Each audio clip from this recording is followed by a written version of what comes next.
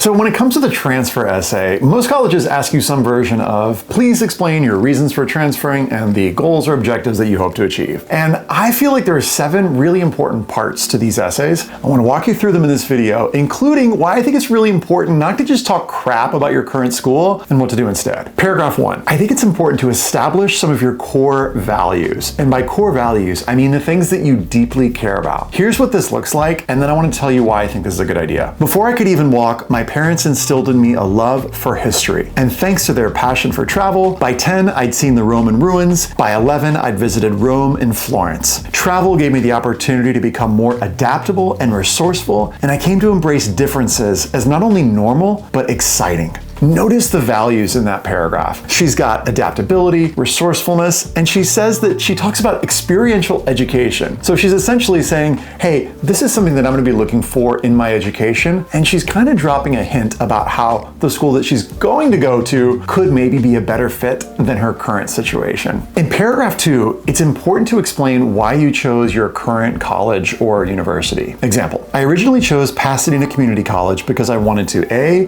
stay close to home to take care of my mom who is recovering from an illness, B, save money by finishing my general education requirements for under $50 per credit, and C, help my dad in his TV repair business. Notice that that isn't poetic or flowery. Some students think you have to be creative in every single paragraph. No, here you're just being straightforward and you're basically giving the bullet points of why you chose your current situation. Because in paragraph 3, you're gonna give specifics of why it didn't necessarily work out. So let me give you an example, and I'm gonna give you an example from another essay just so you can get some variety. Initially, Drake Colonial University stood out to me for its culinary arts program, and I look forward to cooking and working alongside others who shared my geeky passion for transglutaminase. So again, you establish, here's the reason I originally applied to this school, and then you segue into, here's why it didn't work out. Check this out. Unfortunately, my experience after arriving differed greatly from the one I'd imagined in at least 3 important ways. Number 1, the DCU Culinary Arts program was focused much more on the theory of cooking than actual cooking. As an example, all my finals last year took place in a classroom using pen and paper rather than in a kitchen. 2, access to supplies and facilities was extremely limited and most were off limits to underclassmen. And 3, no one here had even ever heard of transglutaminase. Now, doing this is kind of tricky because this is the part where you don't necessarily want to talk crap about your former school. Now, why do you not want to do this? Number 1, it makes you look bad. It just sounds like you're complaining. And number 2, you're essentially setting yourself up for the next paragraph where you're going to talk about the specifics that the school you're applying to offers.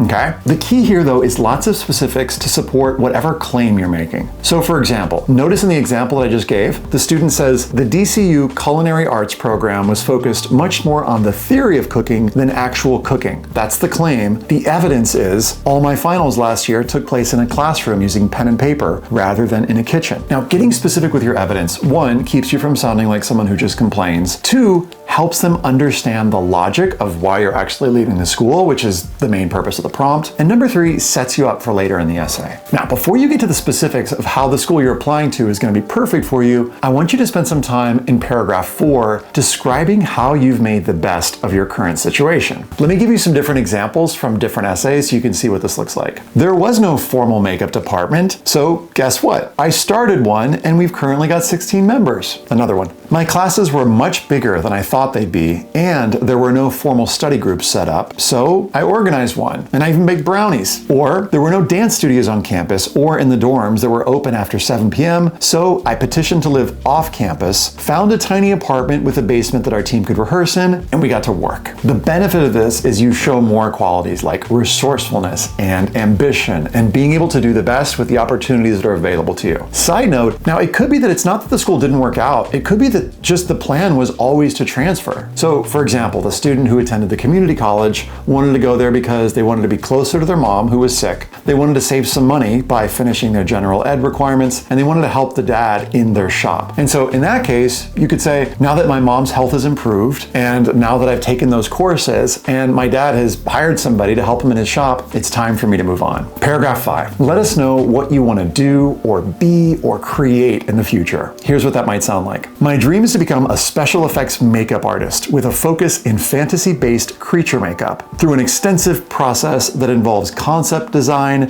face and body sculpting in clay, hand painting, and airbrushing, I want to create original characters that will be featured in films and television shows. And I know that sounds super specific, and you might be like, I don't know if I can get that specific. First of all, try. And second, if you don't know exactly what you want to study, if it's a little bit ambiguous for you, after you do some research, see if you can decide on what are 2 or 3 big problems that you'd like to work on in college and beyond, and name those particular problems or that one particular problem and say why that's interesting to you. In paragraph 6, you're going to describe specifically how the school that you're applying to is going to help you meet the needs that you've articulated earlier with specific programs, professors, and opportunities. Now, you can do this in 2 different ways. One, in the general way, where you're talking about, here are the things that I'm looking for. Or 2, you can do it in the specific way and say, here are specific opportunities available at your campus. Now, how do you know which one of these to pick? Take a look and see what supplemental essays each college offers, which is to say, which other questions they ask besides the general transfer essay. And if the school has a why us essay, which is to say, they've got the main transfer essay, which is like, tell us your reasons for transferring, and the why us essay says, why do you want to apply to our school in particular? Then you can make the general essay general, and you can put all the specifics in the why us essay. But if the school doesn't offer a specific why us essay, and some don't, then what you're probably going to want to do is write 5 paragraphs that will work for pretty much any school. And in that 6th paragraph, you're going to want to write a paragraph specifically for the school that you're applying to, send it to that school, and then rewrite it for other schools. And you might be wondering, wait, Ethan, can I write one essay for one school and then change the details in paragraph 6 and then submit it to another school? And the answer is yes, you can. Here's what it sounds like in a specific essay, but not the fantasy-based creature makeup one. I'd love to take hands-on project courses like machine design and manufacturing and product design, as this will help me develop, test, and prototype the products that I develop. Courses like engineering negotiations will advance my skills in the subtle art of negotiation and develop my thinking in high-pressure situations. Notice how specific the student is with 1, the courses that they name, and number 2, how specific they're hoping to up-level. And you can learn from this. Every time you name a specific program, professor, or opportunity, say why that's going to work for you or how specifically it's going to help you up-level in your learning. Number 1, the student is mentioning specifics available at that university.